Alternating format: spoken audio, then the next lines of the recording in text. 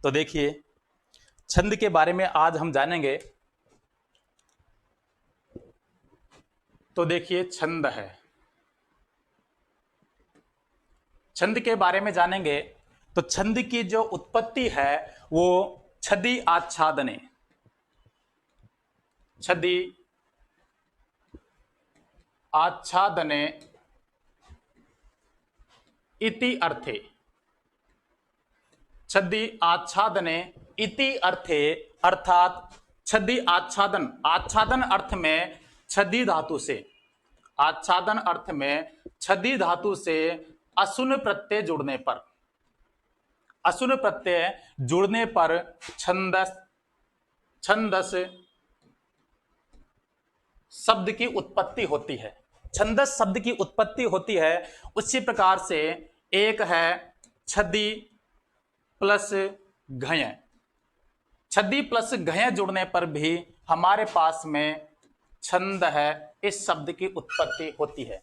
जब आच्छादन अर्थ में और असुन प्रत्यय जुड़ता है तो जो छंदस शब्द बनता है, इस छंदस शब्द का प्रयोग नपुंसक लिंग में किया जाता है, नपुंसक लिंग में किया जाता है। और जब घय प्रत्यय जुड़ता है तब इस छंदह शब्द का प्रयोग पुल्लिंग अर्थ में किया जाता है, पुल्लिंग अर्थ में किया जाता है।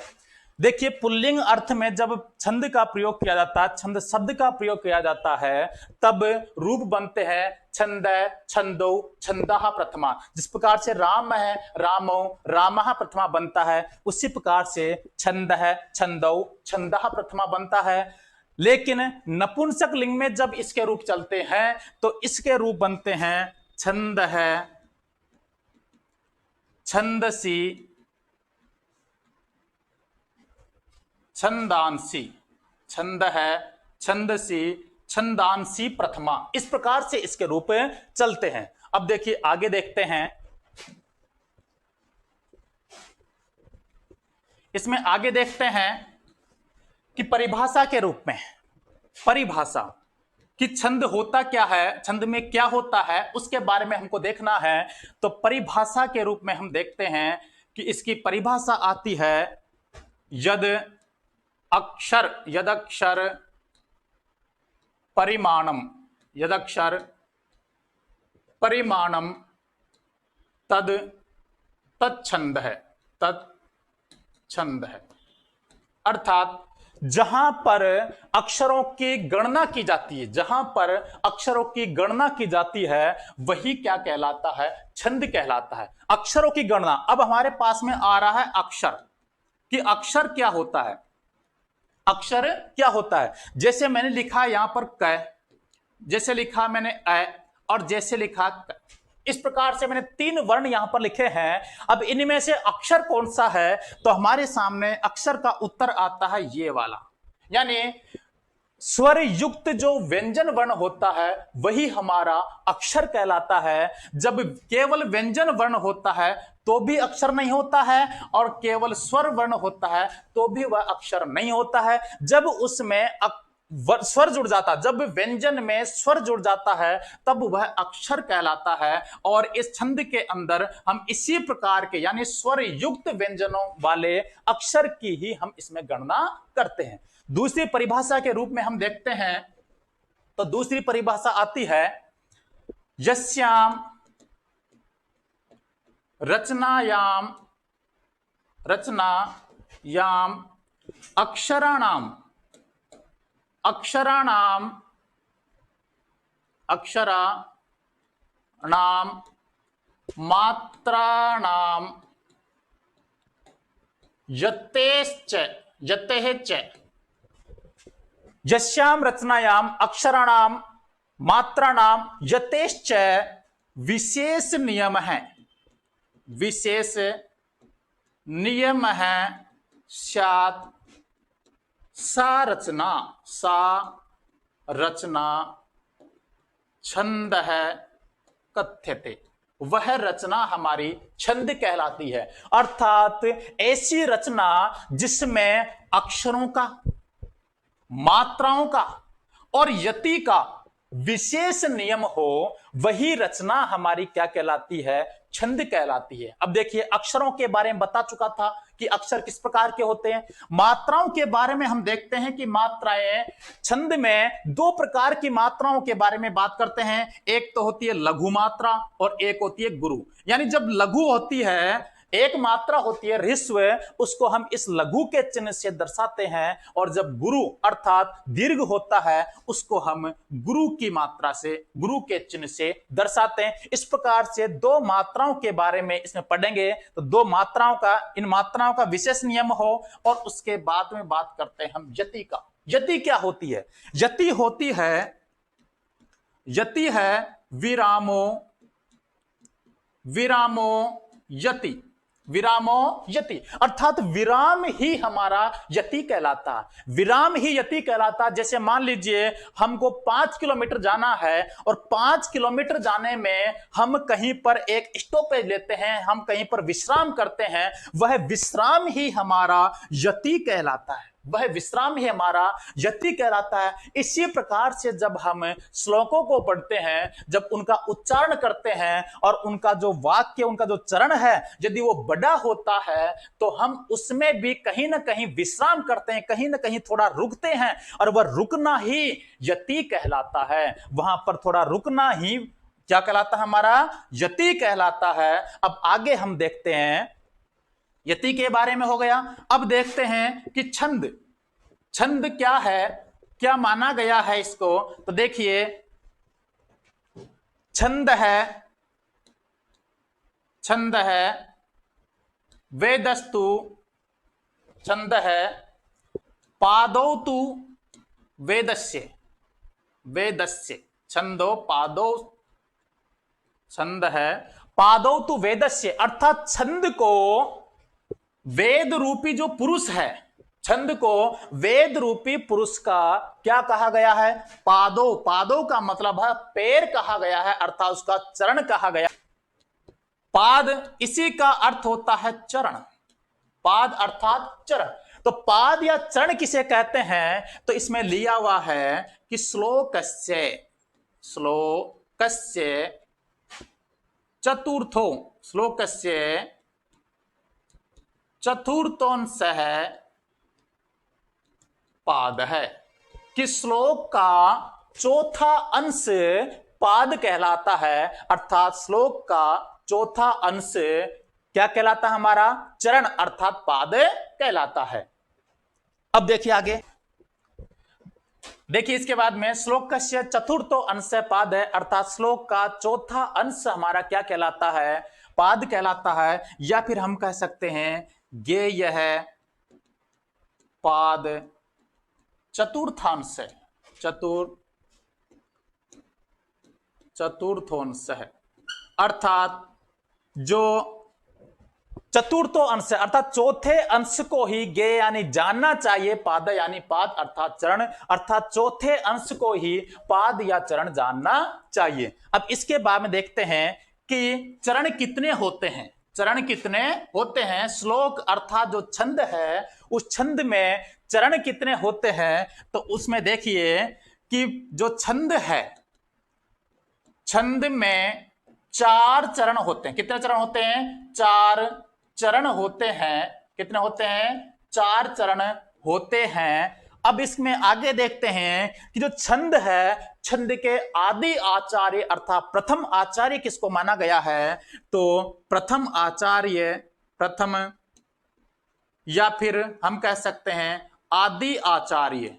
तो प्रथम या आदि आचार्य किसको माना गया है? वह माना गया है पिंगल मुनि को। किसको माना गया है? पिंगल मुनि को। और इस पिंगल मुनि की, इन जो पिंगल मुनि है, इन्होंने जो शास्त्र लिखा है उसका नाम है छंद शास्त्रम, छंद है शास्त्रम, या फिर हम इसको कह सकते हैं छंद शास्त्रम, या फिर हम इसको कह सकते हैं छंद सूत्रम। क्या कह सकते हैं हम इसको? छंद सूत्रम। ऐसा भी हम इसको कह सकते हैं छंद शास्त्रम या छंद सूत्रम। इस प्रकार के ग्रंथों की इन्होंने क्या की है? रचना की है। अब इसके बाद में हम देखते हैं कि छंद कितने प्रकार के होते हैं। तो देखो, छंद मूल रूप से 2 प्रकार के होते हैं। छंद है भेदा। तो देखिए छंद के भेद, तो छंद मूल रूप से कितने प्रकार का होता है? 2 प्रकार का होता है।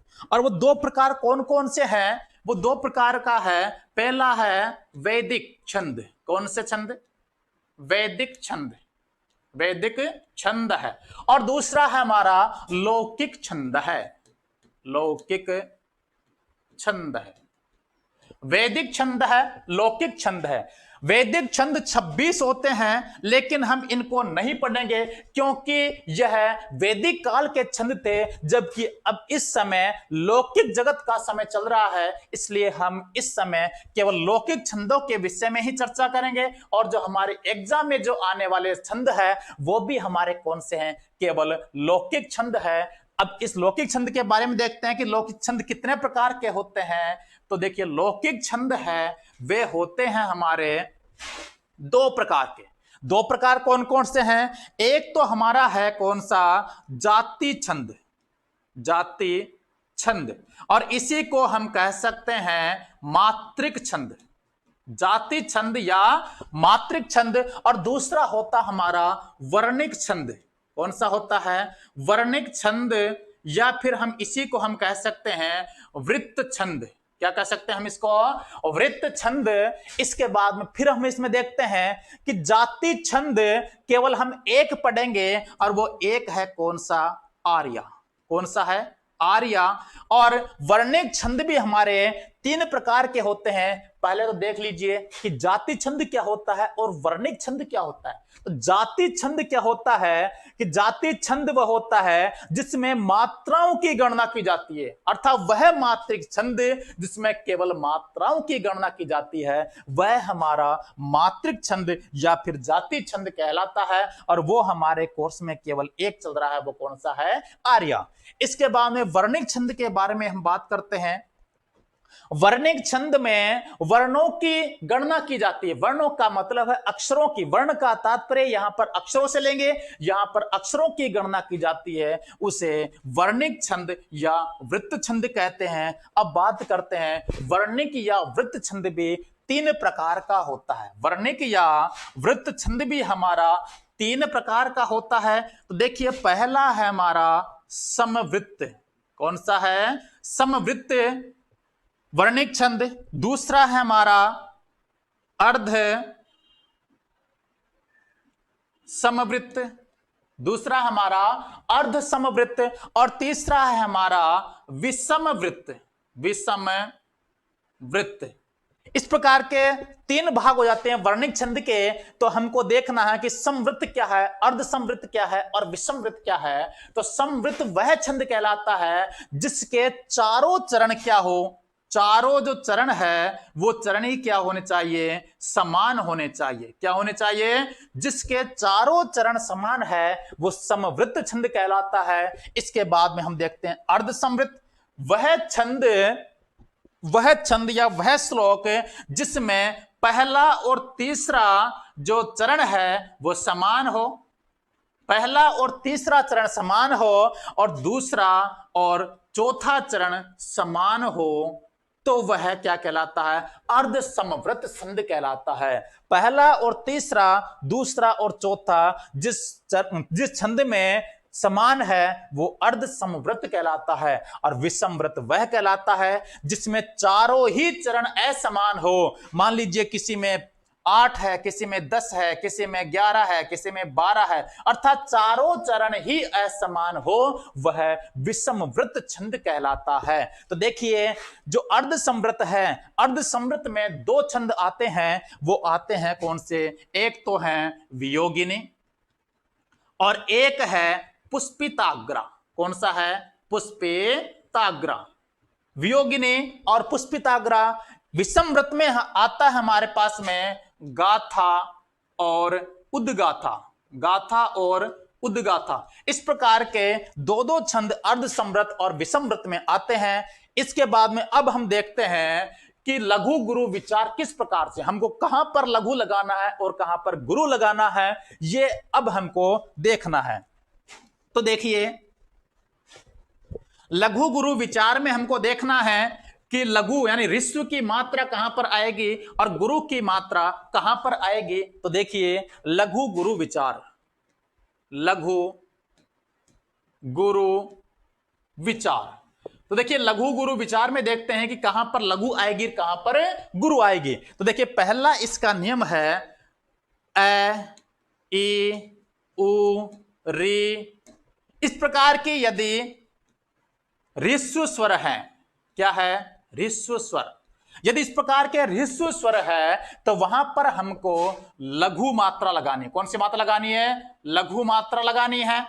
यदि ये स्वर ही हमारे दीर्घ हो जाएं, जैसे आ है, ई है, ऊ है, री है, ए है, आई, ओ, औ, इस प्रकार के दीर्घ स्वर आ जाते हैं। कौन से आ जाते हैं, दीर्घ स्वर आते हैं, तो वहां पर हमको गुरु की मात्रा लगानी है। कौन सी मात्रा लगानी है, गुरु की मात्रा लगानी है। तीसरा इसका नियम है विसर्ग युक्त, विसर्ग युक्त एवं अनुस्वार युक्त, अनुस्वार युक्त अक्षर, विसर्ग युक्त और अनुस्वार युक्त अक्षर है वो, उसमें कौन सी मात्रा लगती है, गुरु की मात्रा लगेगी। विसर्ग युक्त और अनुस्वार युक्त अक्षर में हम कौन से लगाएंगे, गुरु की मात्रा लगाएंगे। चौथा इसमें नियम है कि संयुक्त अक्षर, कौन सा, संयुक्त अक्षर से पूर्व, संयुक्त अक्षर से पूर्व हमको क्या लगाना है, गुरु का चिन्ह लगाना। किसका लगाना है, गुरु का चिन्ह लगाना है। और पांचवा नियम है हमारा कि अंतिम में, जब श्लोक है या चरण है उसके अंत में, अंतिम में आप स्वतंत्र है और आप उसमें लघु भी लगा सकते हैं और अपनी इच्छा अनुसार गुरु भी लगा सकते हैं। तो इनका एक बार उदाहरण देख लेते हैं। जैसे मैंने लिखा यहां पर लघु, ऐसा ही लिख दिया मैंने, क्या लिखा है, लघु। और इसमें हमको मात्राएं लगानी है कि लघु में, इस लघु गुरु के नियम के अनुसार हमको मात्राएं लगानी है। तो मात्रा लगाइए, देखिए यहां पर क्या आ रहा है, देखो कौन सी मात्रा, लघु यानी ऋस्व स्वर है और ऋस्व स्वर के लिए मात्रा इस प्रकार की लगाते हैं। और इसमें भी कौन सा स्वर है, लघु स्वर है यानी ऋस्व स्वर है, इसलिए हम इसमें भी मात्रा कौन सी लगाएंगे, लघु की लगाएंगे। ये तो लघु का नियम हुआ। इसके बाद में कौन सा है, दीर्घ स्वर वाला। तो दीर्घ स्वर में देखिए किस प्रकार से है। जैसे मैंने लिखा है यहां पर प्रजा, क्या लिखा है मैंने, प्रजा। तो देखिए प्रजा में देखिए यहां पर देखिए तो प आधा है और रे पूरा है, प आधा है और रे पूरा है। इसके बाद में क्या है, जा। इसका मतलब है इस रे के अंदर जो स्वर जुड़ा हुआ है इसलिए यहां पर क्या लगाएंगे, लघु। लघु ऋस्व स्वर है इसे लघु लगाएंगे। इसके बाद में जा, इसमें कौन सा है, दीर्घ स्वर है और दीर्घ स्वर होने के कारण क्या लगाएंगे, इसमें गुरु लगाएंगे। आप कह सकते हैं कि आधा प आ रहा है तो इसका प्रभाव कहां पड़ेगा, इसका प्रभाव पड़ता है इस प्रजा के, यदि आगे कोई शब्द होता, कोई अक्षर होता तो अक्षर पर इस प्र का प्रभाव, इस प का प्रभाव उस अक्षर पर पड़ता। इसका प्रभाव इस पर नहीं पड़ेगा, इसका प्रभाव आगे आने वाले अक्षर पर पड़ेगा। इसलिए यहां पर क्या बनेगा, लघु और गुरु। इसके बाद हम देखते हैं कौन सा, विसर्ग युक्त। कौन सा, विसर्ग युक्त देखना है। जैसे मैं लिखा यहां पर राम है, क्या लिखा है मैंने, राम है। तो देखिए इसमें लगाइए गुरु, लघु गुरु। तो देखिए यहां पर क्या है, रा आ गया, आ स्वर आ गया है तो हम क्या लगाएंगे, इसमें गुरु लगाएंगे, क्योंकि कैसा स्वर है, दीर्घ स्वर है। और दीर्घ स्वर है तो हम क्या लगाएंगे, इसमें गुरु लगाएंगे। देखिए मैं, स्वर कौन सा है, लघु। स्वर कौन सा है, लघु है। लेकिन देखिए इसमें क्या है, पीछे विसर्ग आ रहा है। जो अ है ये कैसा है, विसर्ग युक्त है। और विसर्ग युक्त होने के कारण हम इसमें भी क्या लगाएंगे, गुरु लगाएंगे। क्योंकि यहां पर दिया हुआ है विसर्ग युक्त हो या अनुस्वार युक्त हो तो उसमें कौन सा चिन्ह लगाते हैं, गुरु लगाते हैं। जैसे मान लीजिए अनुस्वार का देखते हैं, मैंने लिखा यहां पर संयुक्त, क्या लिखा मैंने, संयुक्त। संयुक्त में देखिए क्या आ रहा है, अनुस्वार आ रहा है, अनुस्वार आ रहा है तो हमको देखना है कि कौन सा जो अक्षर है वो अनुस्वार युक्त है। तो अनुस्वार किस पर लगा हुआ है, वो है इस स के अ पर, स के अ पर लगा हुआ है। ये लघु होते हुए भी अनुस्वार के कारण क्या हो जाएगा, गुरु हो जाएगा। अनुस्वार के कारण क्या हो जाएगा, ये गुरु हो जाएगा।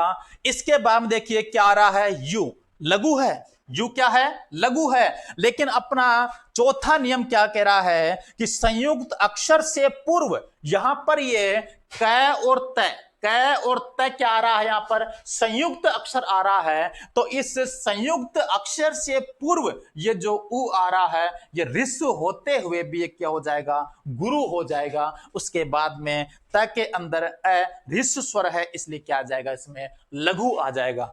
तो हम इसमें देखें, इसके बाद में अंतिम के बारे में कह रहा है कि मान लीजिए हमने पूरा चरण बना दिया, पूरा जो पाद है, पूरा चरण है, उसका निर्माण कर दिया है, लेकिन केवल अंतिम जो मात्रा है लघु और गुरु, इसके माध्यम से यदि आपका चरण गलत हो रहा है, तो इसलिए गलत हो रहा है, इसको सही करने के लिए आपको यहां पर एक छूट दी गई है कि आप इसमें लघु भी कर सकते हैं और गुरु भी कर सकते हैं। केवल कहां पर, अंत में कर सकते हैं, चरण के अंत में। यदि वहां पर आपकी एक मात्रा की या एक अक्षर की कमी या बेसी हो रही है, तो वहां पर आप उसमें क्या कर सकते हैं, उसको सही कर सकते हैं। अब देखिए आगे, अब हम करते हैं गणों के बारे में बात। गण क्या है, गणों के बारे में बात करते हैं तो गण विचार देखते हैं। तो देखिए गण विचार में क्या है, गण विचार का एक सूत्र है गण विचार, और गण विचार का एक सूत्र है, वो सूत्र है ये माता राज भान सलगा।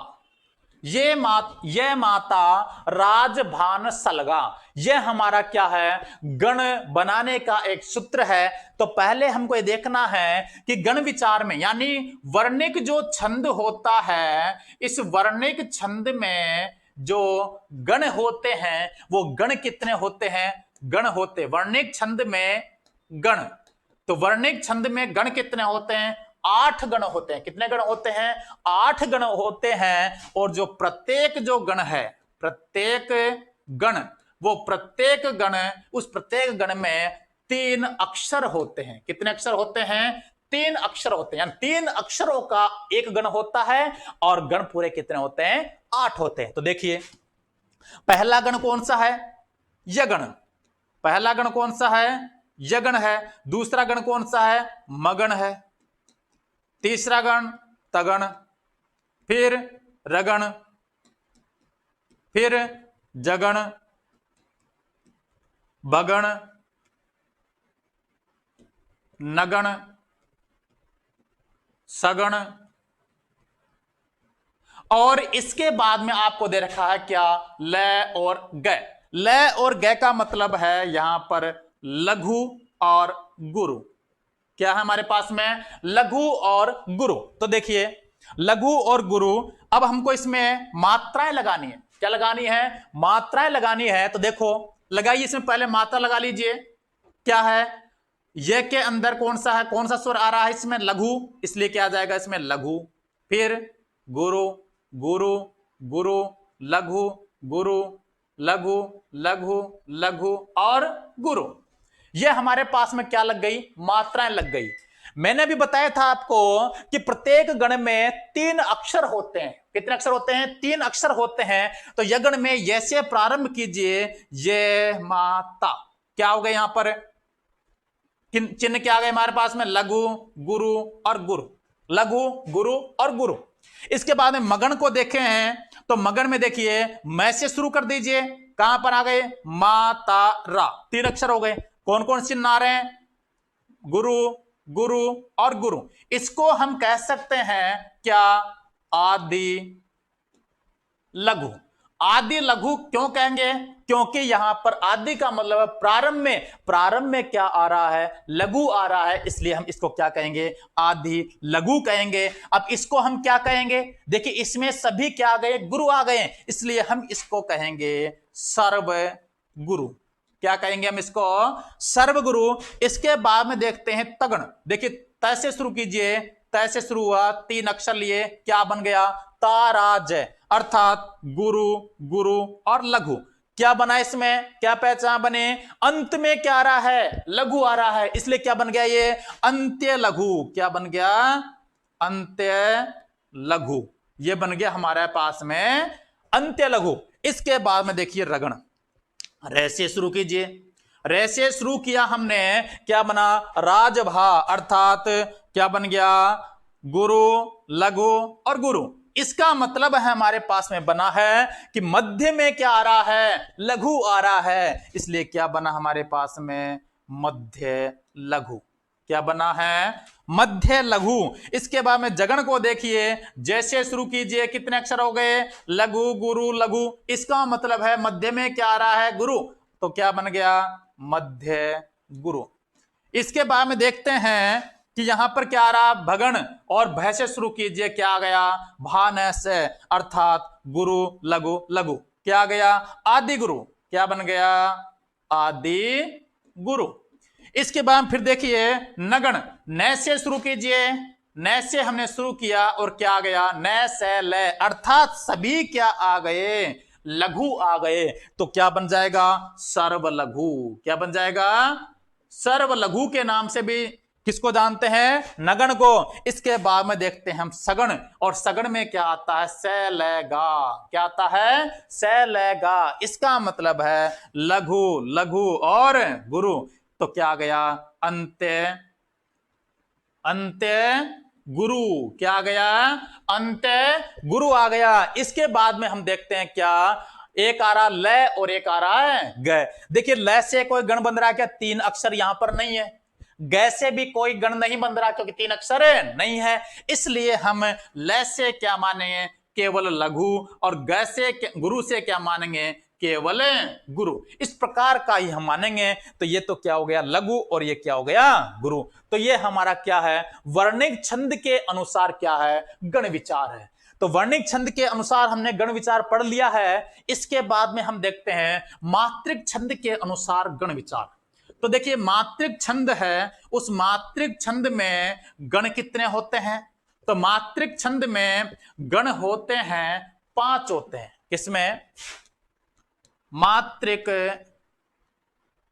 छंद में गण, और कितने होते हैं गण, 5 होते हैं। प्रत्येक गण में, प्रत्येक गण में, क्योंकि देखिए पहले हमने पढ़ा था वो वर्णिक छंद था, उसमें हमने अक्षरों की गिनती की है। अब इसमें हम किसकी करेंगे, मात्रिक छंद है तो मात्राओं की गिनती करते हैं। तो प्रत्येक गण में 4 मात्राएं होती है। कितनी मात्राएं होती है, 4 मात्राएं होती है, और वो गण है हमारा मगण। कौन कौन से गण है, मगण है, नगण है, सगण है, जगण है और भगण है। ये हमारे पास में 4 गण है। कितने गण है, 4 क्या 5 गण है। अब 5 गणों में हम मात्रा के अनुसार लगाएंगे। देखिए हमारा सूत्र था कौन सा, ये माता राज भान सलगा। क्या सूत्र था हमारे पास में, ये माता राज भान सलगा। देखिए मैं से शुरू कीजिए, मैं से शुरू कीजिए, हमको 4 मात्राएं लेनी है। मात्राओं की गिनती किस प्रकार से करते हैं, मान लीजिए लघु है तो इसको हम 1 मात्रा गिनते हैं। यदि आपके गुरु आ गया है तो इसको 2 मात्राएं गिननी है। कितने गिननी है, 2 मात्राएं गिननी है। तो लघु का मतलब 1 होता है और गुरु का मतलब क्या होता है, 2 मात्राएं होती है। तो देखिए मगण, इस मगण में कितनी मात्राएं होनी चाहिए, गण 4 मात्राओं का होता है, इसलिए देखिए मैं से शुरू कीजिए, मैं और माता। देखिए 2 मात्रा और 2 मात्रा, इसका मतलब क्या हो गया, 4 मात्राएं हो गई। हो गई 4 मात्राएं। आगे बढ़ाएंगे क्या, नहीं बढ़ाएंगे, क्योंकि हमको मात्राओं की गिनती करनी है। तो हमारे पास में 4 मात्राएं हो गई है, 2 और 2 कितनी हो गई, 4। इसके बाद में बात करते हैं किसकी, नगण की। तो देखिए नगण में क्या, कहां से लेते हैं, न ये लिया हमने, इसमें हम लघु भी लगा सकते हैं और गुरु भी लगा सकते हैं, क्योंकि ये कहां है, अंत में है। तो देखिए अब हम इसमें देखेंगे क्या लेंगे, नगण। नगण में देखिए 3 तो हमने ये लिया, 1 2 और 3। अब देखो यदि हम गुरु मिलाते हैं तो यहां पर 5 मात्राएं हो जाती है, और जब 5 मात्राएं हो जाती है तो कहता है कि गण बना ही नहीं, वो तो 4 मात्राओं का ही होता है। तो 4 मात्राओं का गण बनाने के लिए हम यहां पर गुरु नग लेकर के क्या लेंगे, लघु लेंगे। तो कितनी मात्राएं हो गई, 4 मात्रा हो गई। तो हमारा गण बन गया, नहीं बना, बन गया। अब देखिए आगे क्या, सगण से शुरू कीजिए, यहां से शुरू कीजिए। देखो क्या हुआ, लघु और लघु 2 अक्षर है, इसके बाद में क्या आ रहा है, लघु या गुरु। अब देखिए यहां पर यदि हम लघु लगा लेते हैं तो बताओ 3 ही हुई। अब 3 हुई तो मात्राएं कितनी चाहिए हमको, 4 चाहिए। इसलिए हम यहां पर क्या मानेंगे, गुरु को मानेंगे। किसको मानेंगे, गुरु को मानेंगे। तो यहां पर कितनी मात्राएं हो गई, 4। 2 तो ये हो गई, 2 ये हो गई, 4 हो गई। इसके बाद में क्या है, जगन। तो जगन में देखिए क्या है, जगन में कहां से शुरू करेंगे, जैसे यहां से शुरू कीजिए, ये बन गया। देखो 1 और 2 कितने हो गए, 3 और 1 4। इसका मतलब है लघु, गुरु और लघु, ये हमारी 4 मात्राएं हो गई। तो हमारा कौन सा बन गया, जगन बन गया। इसके बाद में भगण। तो भगण में देखिए यहां से देखो, इसको कहां से कहां तक है, देखो ये आ रही 2 ये हो गई, 3 और 4। इसका मतलब है गुरु, लघु और लघु। ये हमारे इसमें भी कितनी मात्रा हो गई, 4 मात्राएं हो गई। तो इस प्रकार के 5 गण है मात्रिक छंद में, और 5 गणों में 4 क्या है, मात्राएं हैं। तो इसमें क्या, इसको क्या बोलेंगे हम, सर्व गुरु। क्या बोलेंगे इसको, सर्व गुरु, क्योंकि सभी इसमें क्या है, गुरु है। इसको क्या बोलेंगे हम, सर्व लघु। क्या बोलेंगे इसको, सर्व लघु। इसको हम क्या बोलेंगे, क्या बोलेंगे इसको, कि अंत्य गुरु। अंत में क्या आ रहा है, गुरु, इसलिए क्या बोलेंगे, लघु। वो अंत्य, अंत्य क्या बोलेंगे, गुरु बोलेंगे। इसके बाद में इसे क्या बोलेंगे, जगन को, इसको बोलेंगे मध्य गुरु। क्या बोलेंगे इसको, मध्य गुरु। इसके बाद में आपके आता है कौन सा, भगण। और भगण को हम बोलेंगे क्या, आदि गुरु। क्या बोलेंगे, आदि गुरु। ये हमारा क्या हुआ है, अभी तक गण विचार हुआ है।